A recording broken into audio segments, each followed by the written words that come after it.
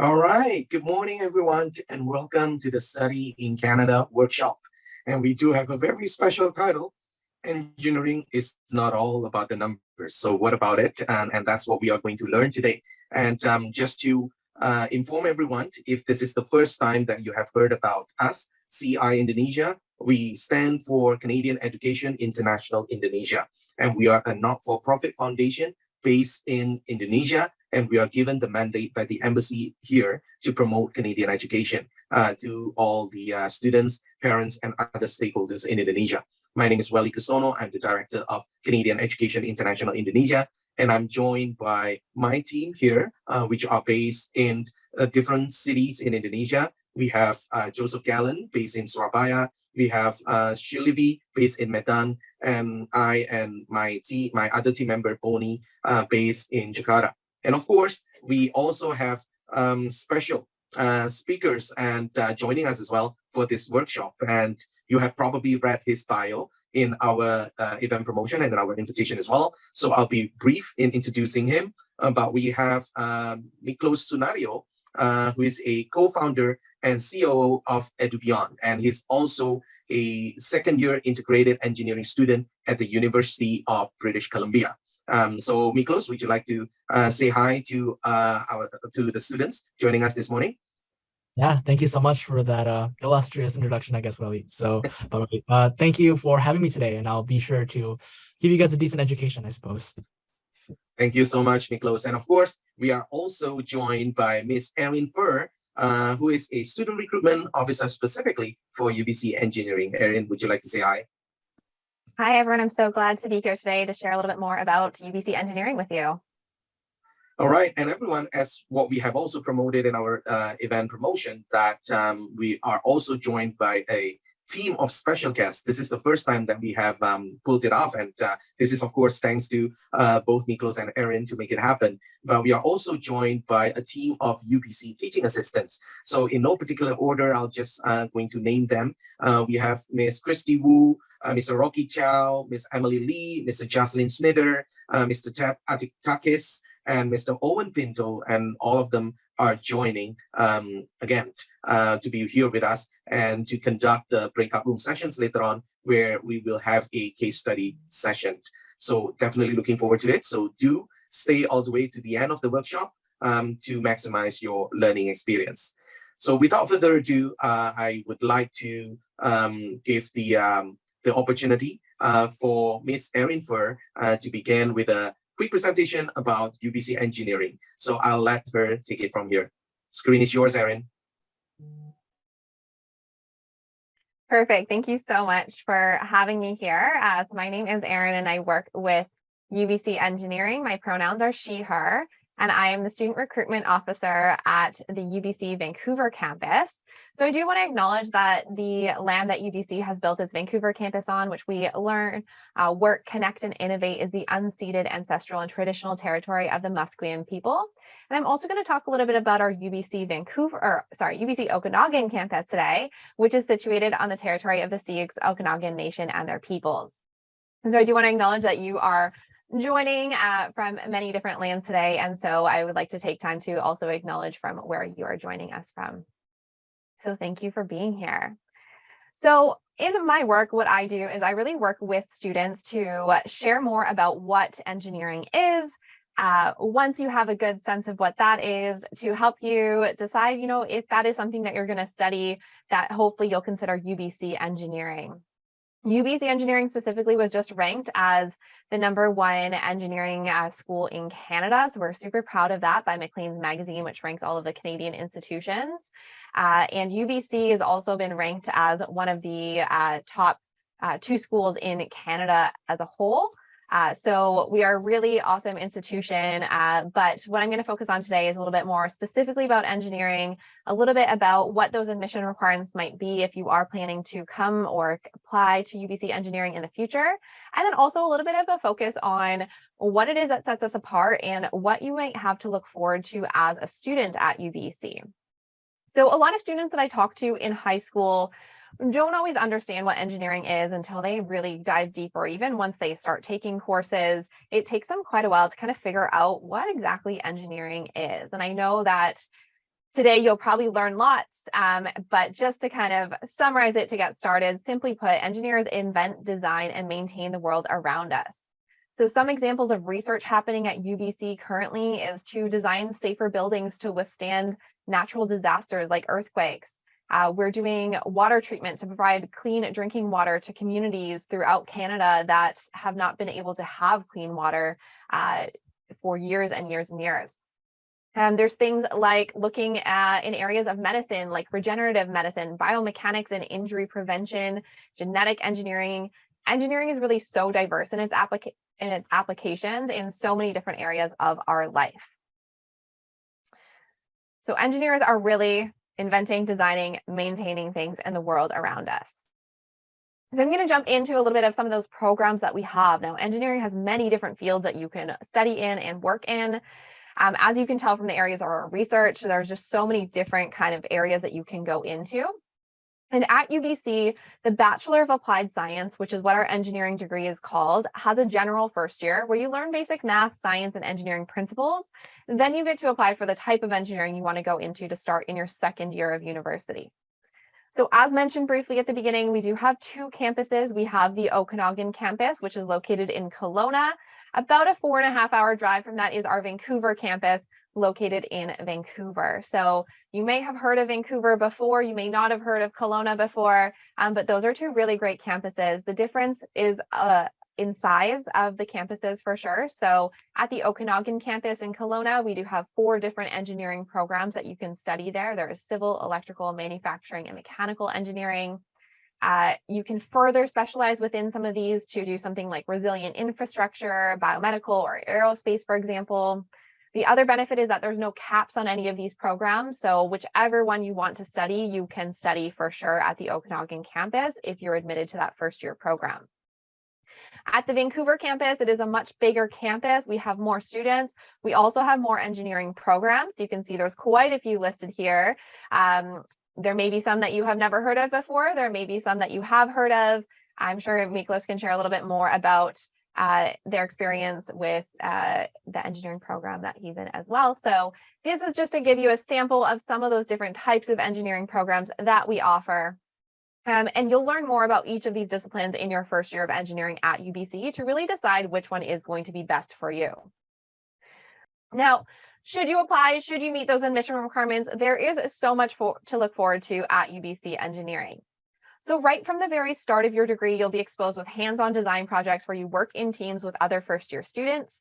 You'll then have courses year after year that continue to build on those project-based team learning experiences, culminating in your final year with your capstone design project, where you and your peers work with industry partners to solve real-life problems. Many of our students even secure jobs from these capstone projects that they work on.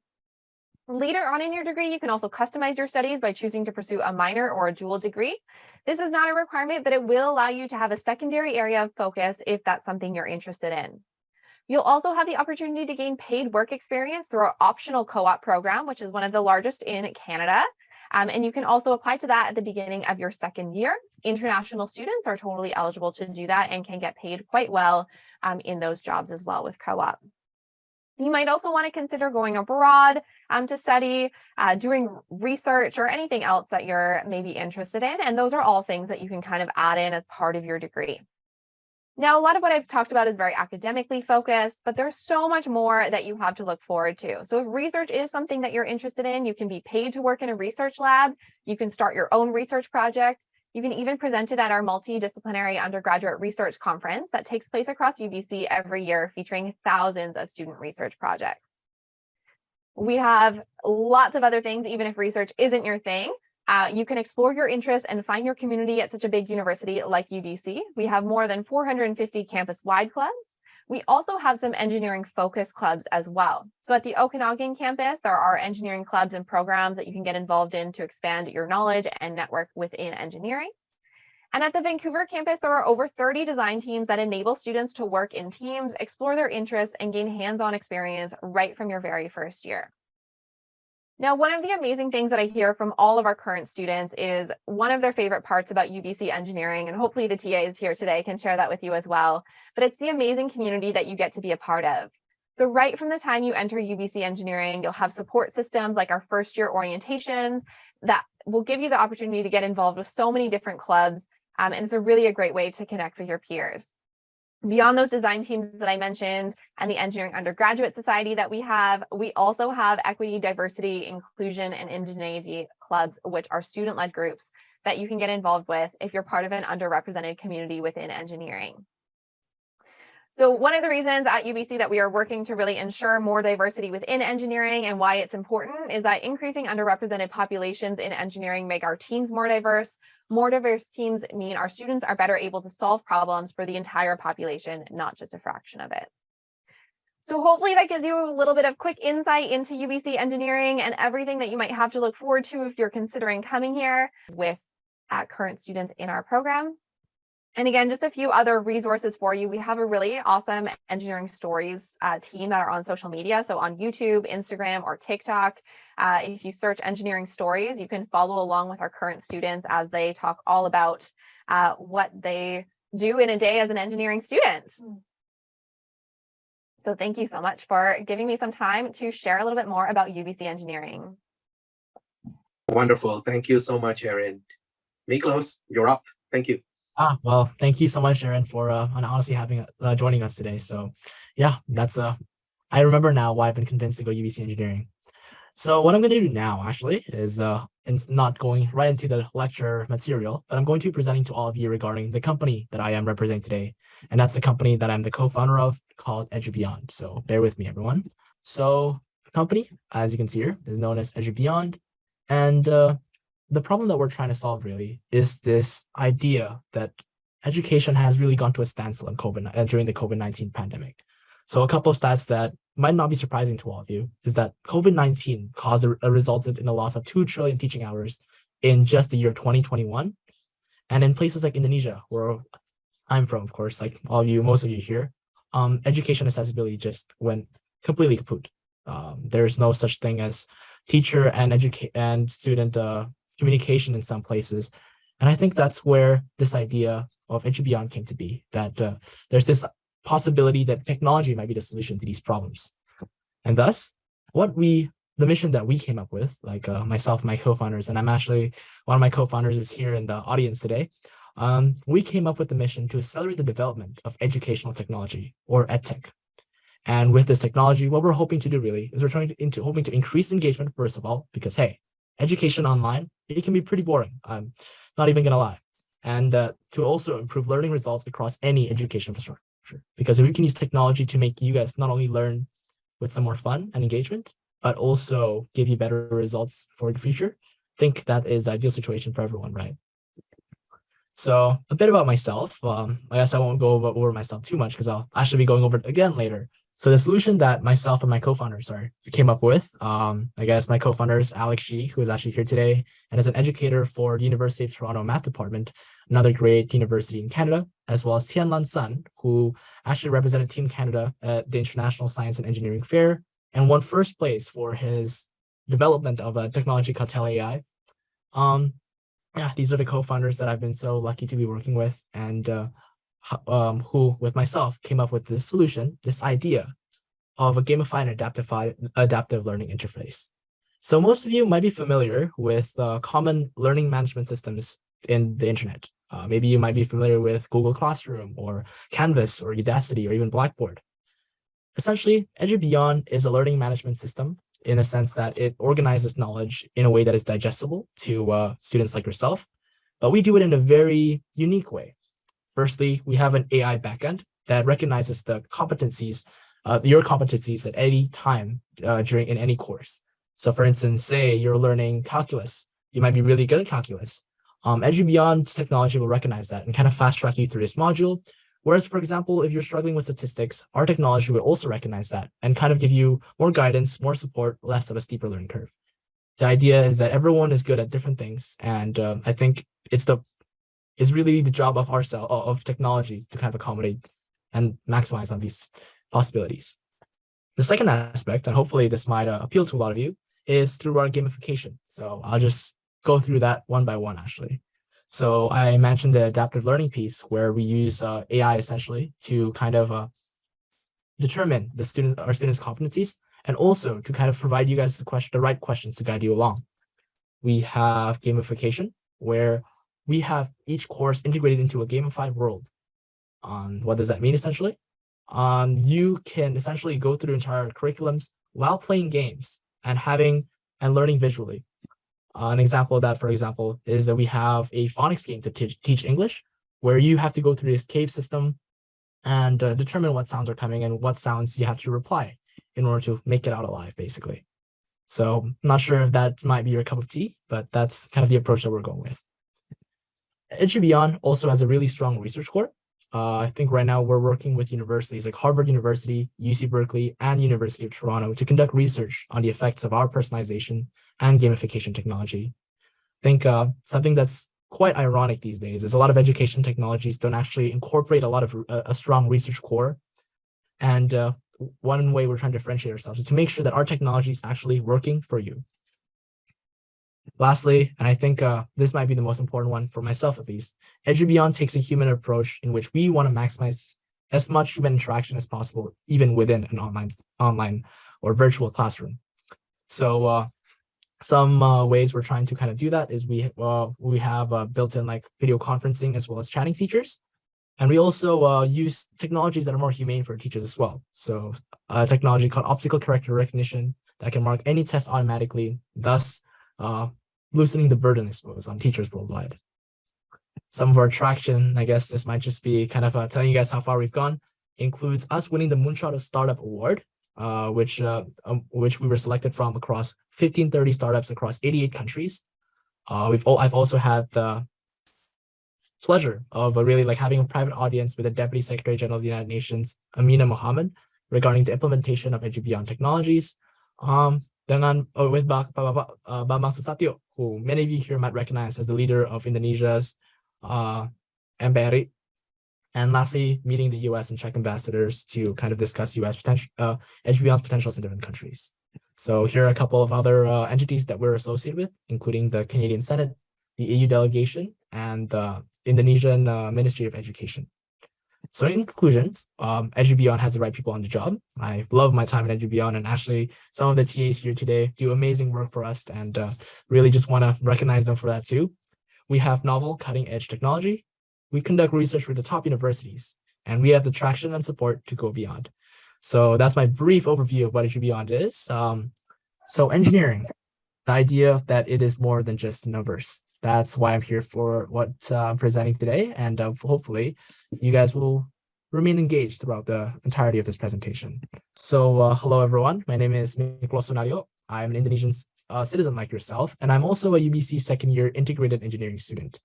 I'm the co-founder and CEO of Beyond, as you might have gleaned previously, and I was also the former president of UBC's Engineering Undergraduate Society First Year Council. Lastly, I am a Cambridge Fellow, and I am one of the 27 Canadian students selected to represent Canada in terms of business around the world. So that's, I guess, my short repertoire. And what I'm going to be teaching you today are these following things. I think firstly, I'm going to introduce you all to engineering once again, but this time with a bit of a student perspective or a twist. I'm going to teach you all a bit about the UBC or the engineering design cycle, what weighted decision matrices are, and lastly, give you all a chance to apply what you've learned today. I think we'll close off today's session with a Q&A, and yeah, that's essentially how it is. So first off, I did want to start with a question, and I hope you realize here that today's lecture, I guess, will be very interactive, and I hope some of you out here, brave souls out there, might be willing to even speak up or at the very least drop something in the chat. But here's your first question. What is engineering to you?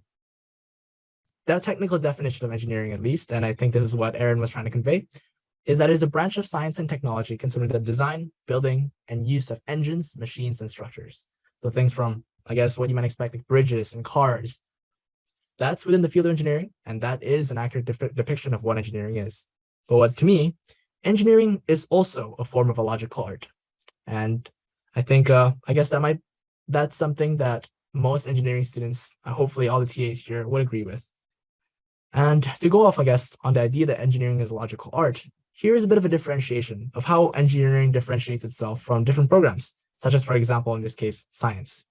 Whereas some people who learn, I guess, science are there's a heavier emphasis on theory, engineers work on with practicality and application. We are problem-oriented, and that means essentially we create solutions to fit real-life problems rather than create solutions and hope that problems exist that are being fixed by that solution. And engineers are successful in a wide variety of potential careers. We are really not stuck within just a science-based jobs. And really, I am a big believer that as an engineer, you can be anything you want. I like to think sometimes I might be an example of that, because I would say I'm personally not going through the traditional route of an engineer, and I'm really enjoying it. And I am very grateful for engineering education.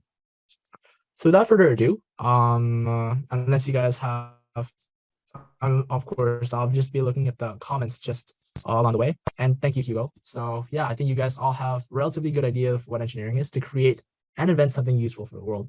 I appreciate that. But yeah, let's move on. And the first thing I'll be teaching you all today in terms of concept is the engineering design cycle.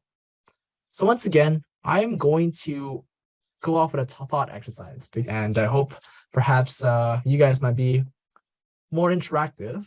But how do we come up with the smartphone? So contrary to what a lot of people believe, and that is that, for example, the first smartphone was conceptualized by just really getting a bunch of different pieces stuck together. Smartphone came around, as some of you mentioned, with the evolution and iteration of past models. So for example, we came all the way from Graham Bell's first telephone to, I don't know, the iPhone, what is it, XR these days? And that's kind of the beauty of engineering. It's this conceptual idea that we're not satisfied with what's available on the market at the moment, and coming up with new ideas based on older ones that are in place. So it's not, I guess to that end, I would like to say that it's not construction, but rather this conceptualization. And that is the crux of the engineering design cycle. The engineering design cycle, as you can see on your screens here, has 5 stages.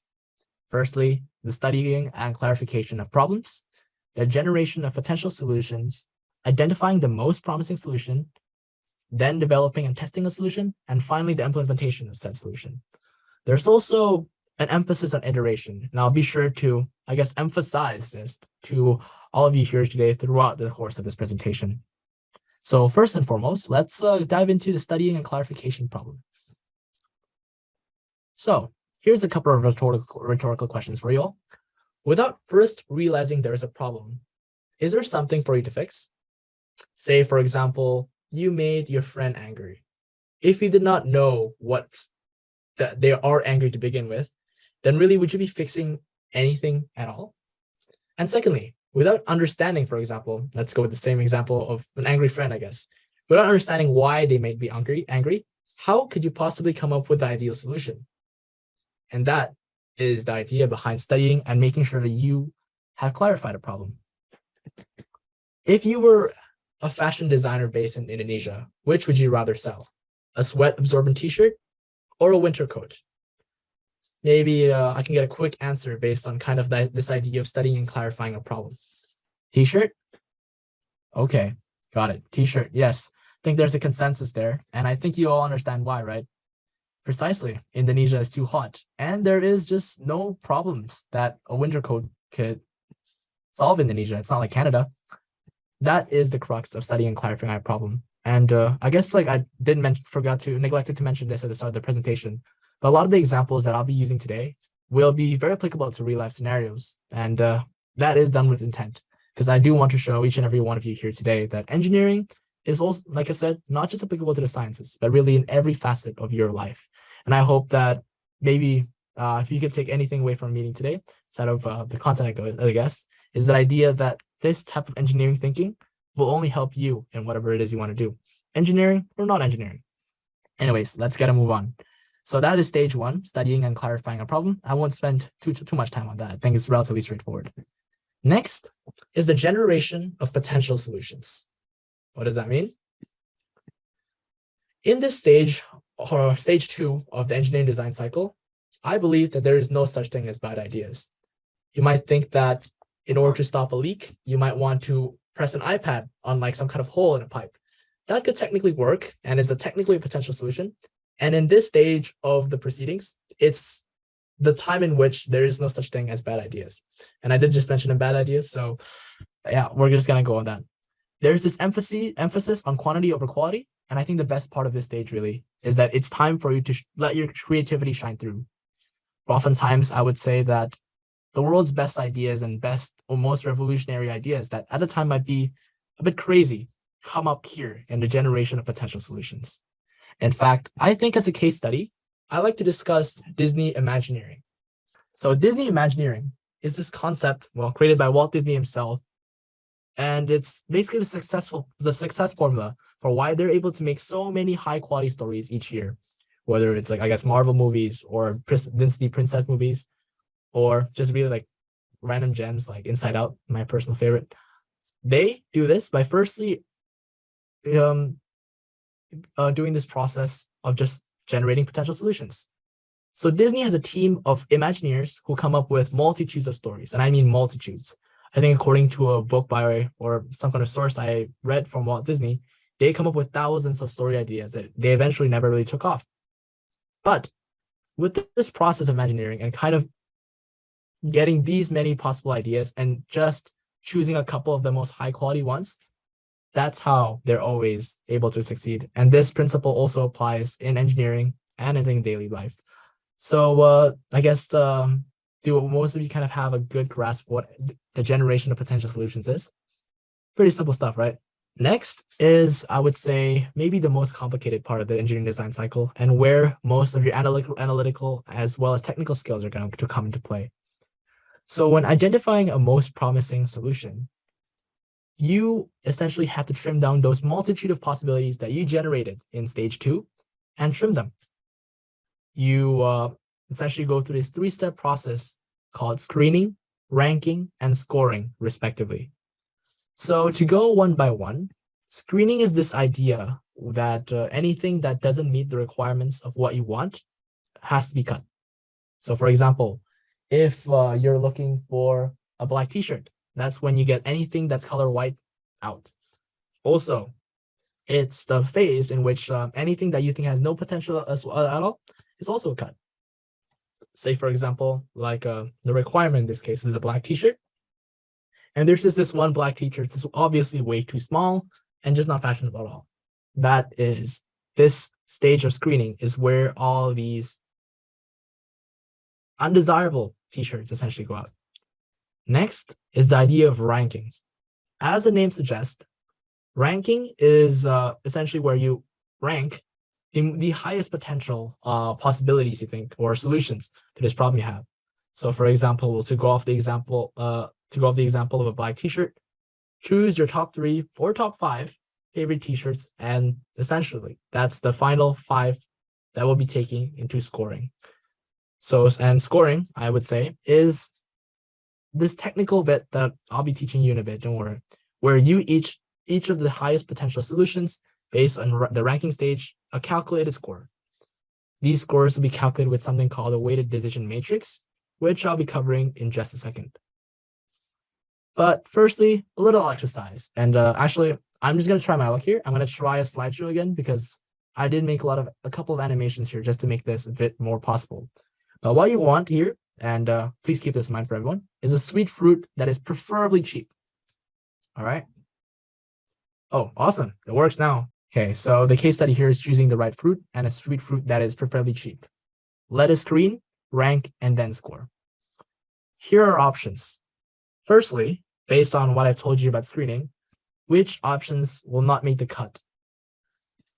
And yeah, that will be right. The carrot and the cabbage do not make the cut because I think it's pretty obvious to say they're vegetables, not fruits. So I'm glad that you guys are catching on pretty quickly. Next, we're technically still in the screening stage here. And the idea, of course, like I said, is that we want something that is preferably cheap. So with that in mind, which items essentially should be taken out at the moment? This is a bit of a, I guess, personal decision. And that at the end of the day is one of the most dangerous aspects of engineering and why usually we work in teams to kind of combat this confirmation bias. But personally to me, mangosteens are firstly too expensive and starfruit is neither cheap nor sweet. I hope that's not too much of a controversial opinion. So do you guys kind of understand my reasoning there? And that ends the screening process. So it's kind of cutting out all all the ones that don't read the requirement or have no potential whatsoever. Next is the ranking stage. And once again, this is a pretty subjective rank, so bear with me here. I think in terms of when I think of a sweet and cheap fruit, something that sticks out to me most is an orange, an apple, and then finally a banana. In ranking as well, especially if you want to make your scoring decisions a lot easier, you also get rid of something that might be in last place. In this case, unfortunately, the banana. I'm sorry, everyone. Right now we're down to orange and apple. And yes, I get that it's highly controversial. I could tell from the chat.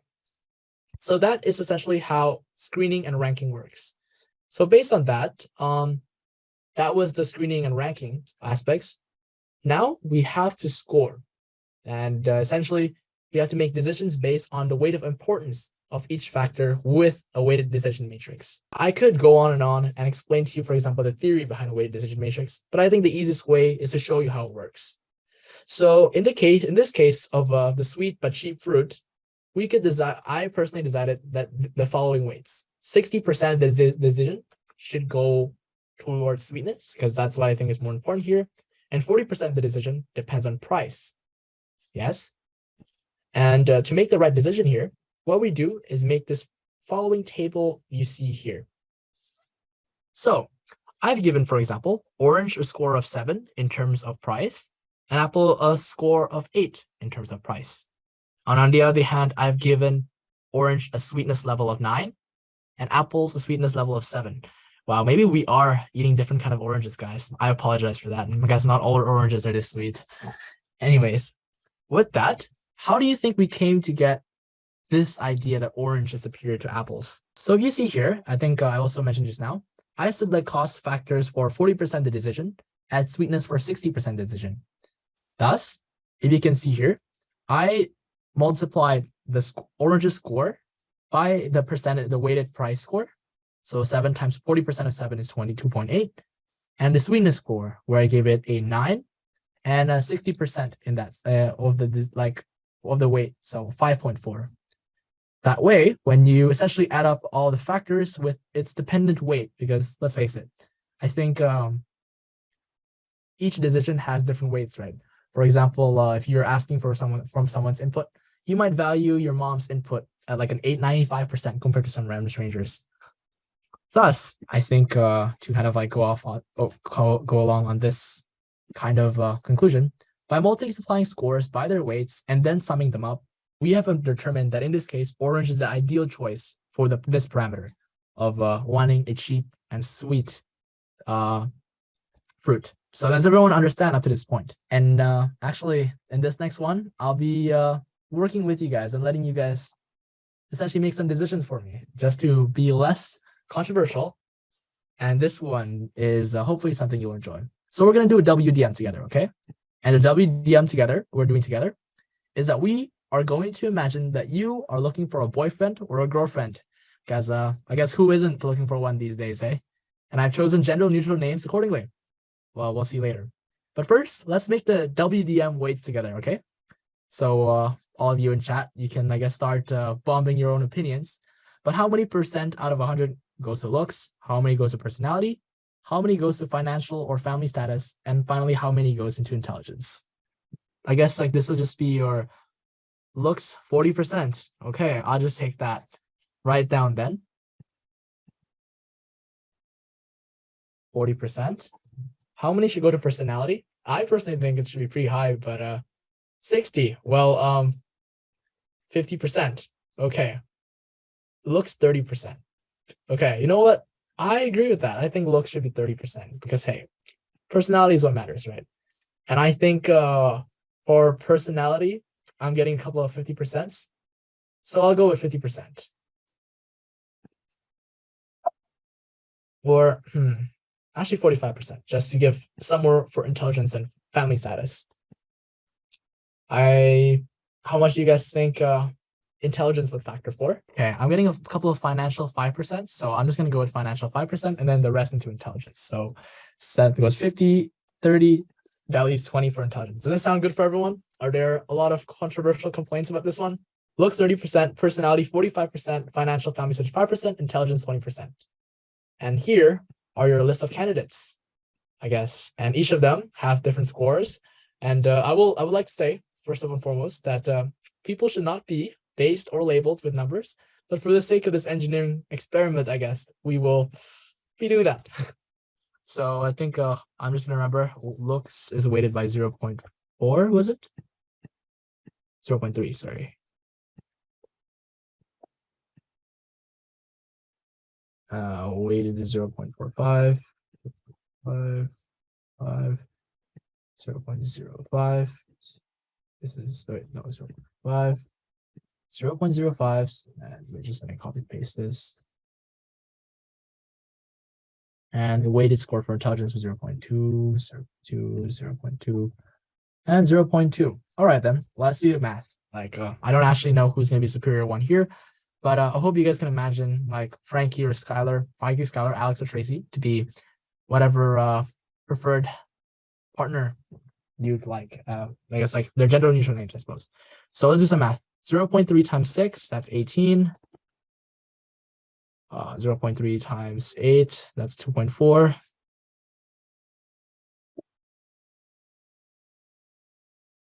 0.3 times 9, 2.7. It's getting too slow. Should I just write it down? Yeah, actually, why don't you guys help me by just hopefully maybe just unmuting and just mentioning the exact numbers. Let's test you guys' math for engineering anyways. Okay, let's add it up then. All right, so Frankie, we got 1.8 plus 4.05 plus 0.3. And if anyone wants to help me with the math for the other candidates, I guess you can do that. A bit of math practice, like I said. And wait, where was I? 5.85, 6.15, 6.15 plus 1 was 1.6, 7.75 for Frankie. All right, okay. This is how, for example, you can determine that Alex is the ideal partner in this sense. So I hope you guys have a pretty good understanding of what weighted decision matrices are and how they work. Because later on in the project aspect of this workshop, you will be using WDMs. And fear not, all the TAs that will be in your breakout rooms will be on hand to assist you with the construction and the calculation of WDMs. Without further ado, but let's move on. The development and testing solution phase of a product. So let's say you've narrowed down the choices, right? And it's time to put it to test. Is the orange that we decided upon earlier sweet? Yes or no? If the orange happens to be sweet, then hooray! You can finalize the decision, and it seems like all your calculations and all the math you did earlier was right. Maybe like in the case of the dating example, you went out with Alex, you really like Alex, you finalize the decision, I don't know, you get married or something. That's clearly a win, right? That means all your calculations are right, like I said. But the reality is, in engineering, you can be wrong.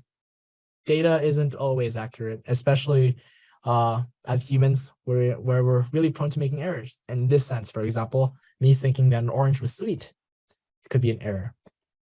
What do we do here? We're clearly wrong, and we're stuck. We're stage 4, right? Well, no.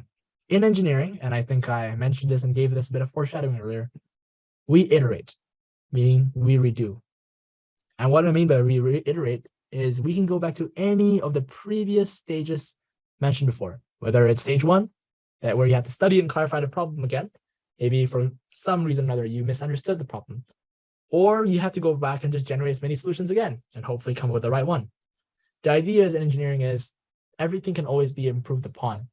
And the way you do that is by iterating and going through the engineering design cycle once again. So just to, I guess, go off on that, I would say that iteration is the basis for improvement. Not being satisfied with an existing solution is the first step to any innovation. I think I said a couple examples earlier. For example, with the cell phone. If we were satisfied with hotlines, then nobody would have decided, hey, this sucks, we need a cell phone. Or for example, at some point, someone decided this thing is thick, heavy, and doesn't really do anything but like call people. Let's have smartphones, or so on and so forth, until I guess like even every year where iPhone or Samsung might come up with something new, there is a sense of iteration that people look forward to, right? I think another example, for example, is transportation. We were once just walking, nothing at all. We got tired of walking and we decided we have to iterate. We come up with horses, we came up with a train, we come up with cars, and eventually we came up with a plane. Iteration, innovation. I hope that I can drill that into you. In fact, like there's one thing, I guess I said that a couple times already, but if there's just one thing I hope you can remember from my workshop today, is I want you to iterate. Because you know what is, I would say, synonymous with iteration? Growth. Because redefining yourself and really just understanding of what the person you want to be and where you might be weak at, that's something that I'm sure will help any of you here succeed in not just engineering, but life. So that's a quote by the wise Miklos Sunario. So remember that. Remember that. But anyways, moving on. Let's say that, yeah, you iterated, you did everything again, you did fine, and you implemented a solution. So that would be the end of your engineering project. That's, for example, iPhone going to market, like we're ready, we're going to sell this. Or in the case of Disney, and bringing it back to the Imagineering, publishing a movie, say, for example, Maleficent, which I think was a masterpiece. That is the whole design cycle on engineering, and I hope all of you enjoyed learning about that, because that is the completion of your product and the end of the lecture session today. And you know what? You guys can go answer the questions. For one, I'm going to check if Tracy is supposed, no, Frankie is supposedly the best one. Alex is wrong. Okay, let's count again. 5.4, 5.75. You're right, I am wrong. So much for being an engineer. 5.75 plus 1.4. 7.15. All right. Yeah, 7.15. Thank you. Thank you. So right now the winner is Frankie. Frankie is the ideal solution. Frankie wins. But okay, I will move on now. But yeah, once again, feel free to ask any questions. Project component of this workshop. So firstly, it'll be similar, for example, to the orange example I gave you guys earlier. I'm going to be a potential client in this case, and I'm going to present you with something I want. So here's the story. You folks, so all the students here, are engineers for the government of the EUS. That's a made up country called the Engineering United Society. Not the best name, but I apologize. I'm not the most creative person in that sense, I guess. And you have been tasked with designing a new energy solution for the up-and-coming city of Centroid. Okay, that's the, I think of it this way, like you know how like Indonesia is trying to build the new capital city in Kalimantan. Let's just say myself, president of the EUS or something, is going to build a city called Centroid, and we need a new energy solution. As the government of the US, I have this grand vision for 2032, 10 years from now, called NV-ECO, in which we would like to lower carbon emissions and reduce air pollution. Because, newsflash, climate change is a very real problem, and I hope all of you here are very aware of that. That being said, however, I'm not exactly the most liquid person at the moment, as in we are going through a bit of an economic recession, and that could be a potential roadblock in our project, I suppose. It's not the worst economic recession, to be fair. Think of it as a relatively minor one. And yeah, Centroid, this new city, is a relatively barren city, so not too much is around, like a lot of empty land since it's a new city, basically, with lots of room for expansion. So keep in mind all these story points, and I'll basically be leaving this up for you guys to kind of hold on to and refer to in your own teams.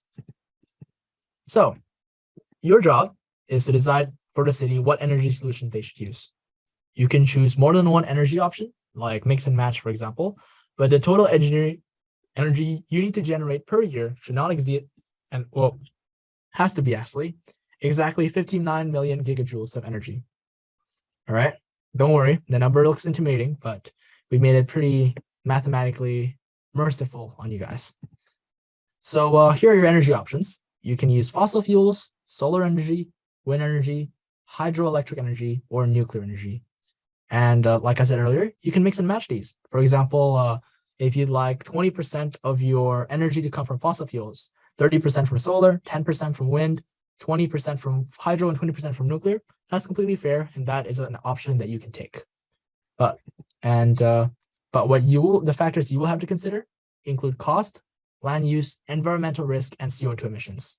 Please keep in mind that this is not any representation of a WDM that I want you to have, because I want all of you here in the teams to create your own WDMs based on this, my bad.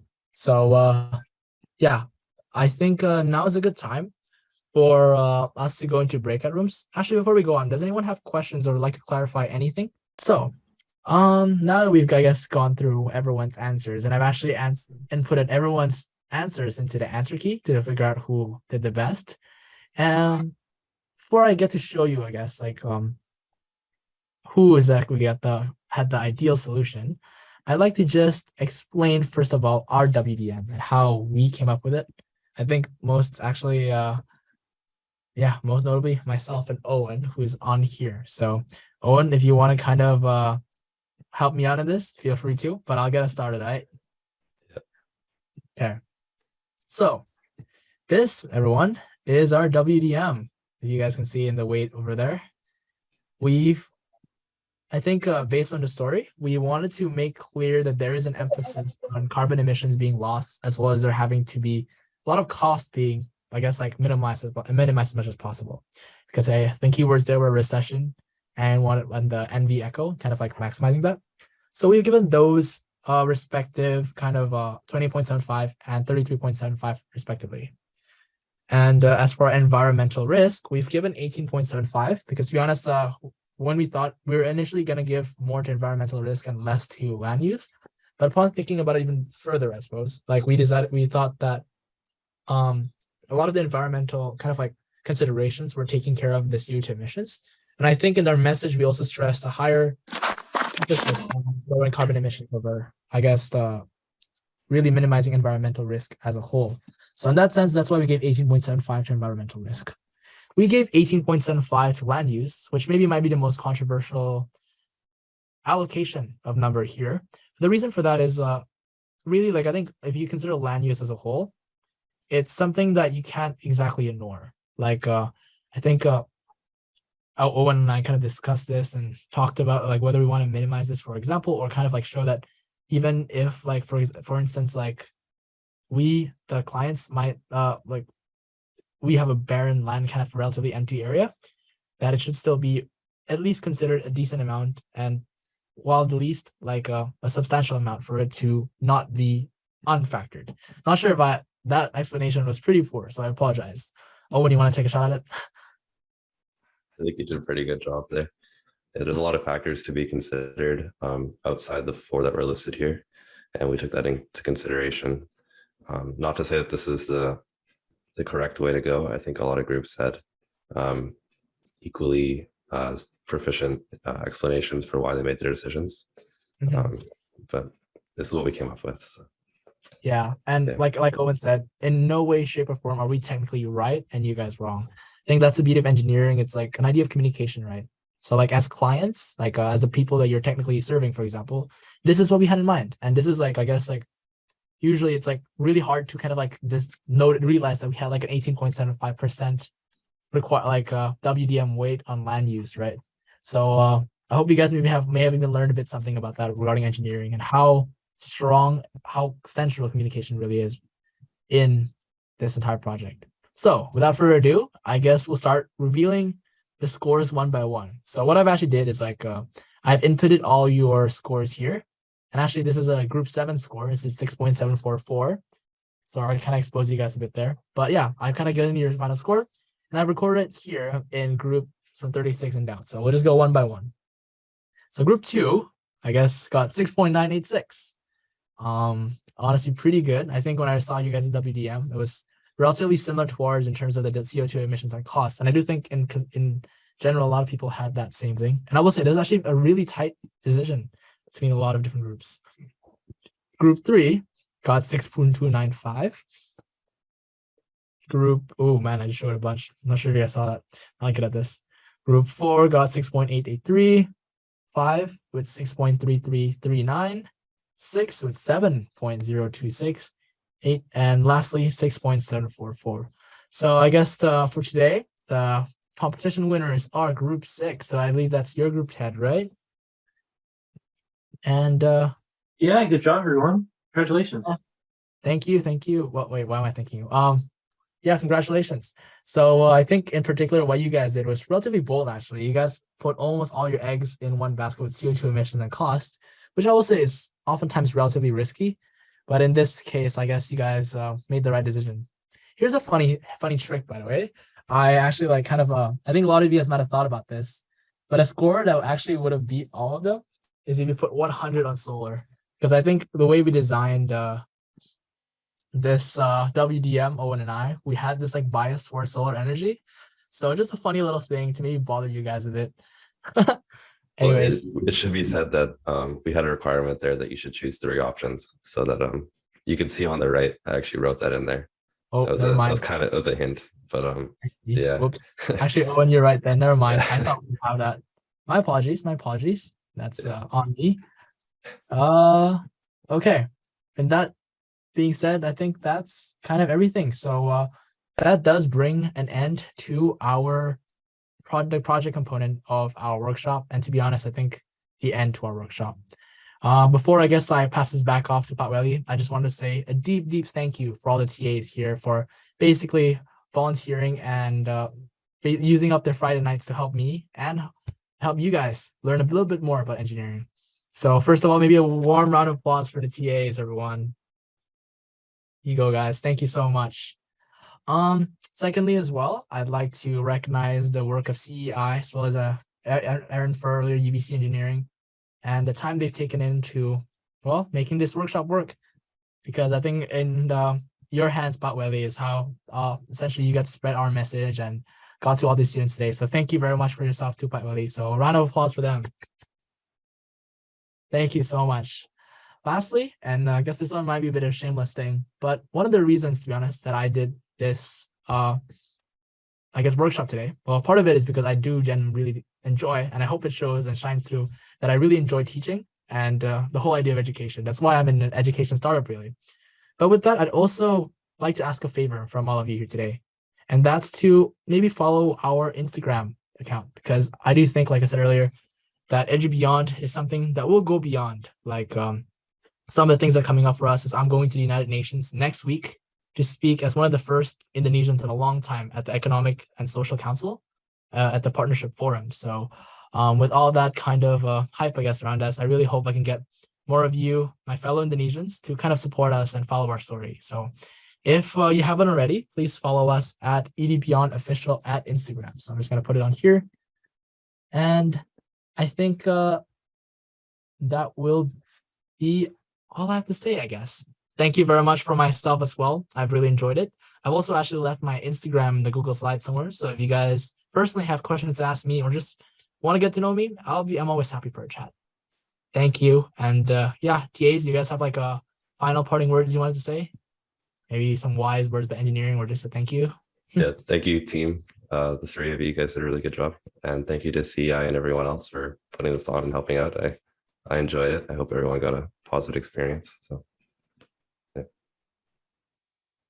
yeah, just adding on to that, I think it's just really wonderful how much effort, your team is, and all of you guys that you're putting into this, and it's so exciting to see all of these students and how much, just how much passion there is, and how many people who want to really, put their love of math and science towards doing something great and exciting in the world. So I just want to say thanks everyone for coming out tonight, and good on everyone. Yeah, I would just like to say great job, you guys. You guys definitely put in the effort, and I feel like this was definitely a positive experience. I would just like to say, I guess, as a wise words, that every one of your experiences are really valuable in the field of engineering. Your specific viewpoint is something that you personally can bring, and is something that will be beneficial if you decide to go down the path of making engineering your degree. Thank you, Ted.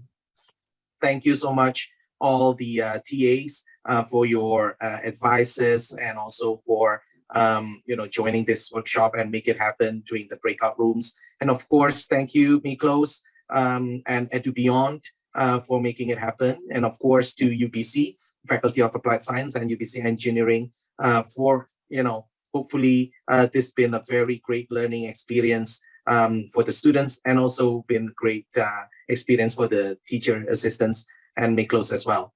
I would just say this, hopefully we will have a chance to collaborate again in the future. And for all the students listening to this workshop, to continue to follow and join our online events. We do have all different kinds of online events, whether it's going to be webinar, panel discussion, or something like a workshop that we have this morning. I believe that will be all that I have to say. I just want to thank you again, everyone, for being part of this workshop.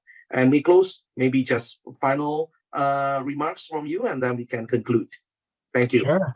I think you said really all the stuff that I wanted to say quite well, so thank you for that. But yeah, like one last time, I just wanted to say thank you to all of you. It's been an amazing experience, and I really always enjoy, I guess, like talking with engineering. It's my passion, and I hope that today all of you had a better understanding of what engineering is, and maybe, just maybe, have that slight bit of interest. So if you do, and if you end up maybe going to UBC engineering even, I hope to see you all and meet you all again one day.